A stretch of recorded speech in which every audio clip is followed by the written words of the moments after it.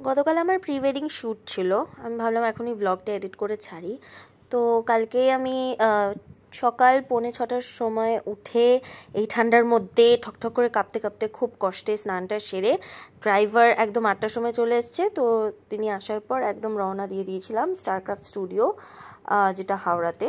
তো তোমরা দেখতেই পাচ্ছ স্টুডিওটা খুব সুন্দর, ওয়েল ডেকোরেটেড।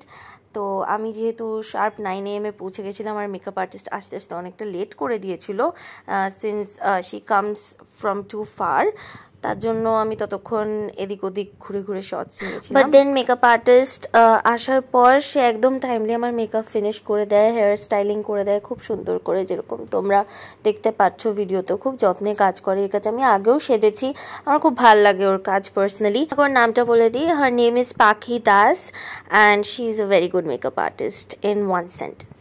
আর আমার ফার্স্ট শট শাড়ি দিয়ে শুরু হয়েছিল। ফার্স্ট আমরা ট্র্যাডিশনাল করবো ডিসাইড করেছিলাম, দেন ওয়েস্টার্ন। তো শাড়ির গেট আপের হিসাবে ও ভীষণ সুন্দর মেকআপটা করে দিয়েছিল। অ্যান্ড দেন ফটোগ্রাফার্সও খুব টাইমলি এসে গেছিলো। তারা বলেছিল যে বাই 10:30 উইদিন 11:30 চলে আসবে। তো দে অ্যারাইভড প্রিটি সুন।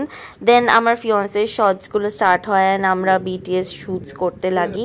এতগুলো শটসের পর ভীষণ টায়ার্ড হয়ে পড়েছিলাম আর খুব খিদেও পেয়েছিল। তো ফাইনালি হারিয়ারি বিরিয়ানি অর্ডার করে আমরা খেয়েছি অ্যান্ড দেন বাড়ির দিকে রওনা দিলাম। আর রাস্তায় আসতে আসতে এটাই ভাবছিলাম কতক্ষণে তোমাদের সাথে এই মোমেন্টসগুলো শেয়ার করবো। It was a very successful day and thank you so much for watching the video.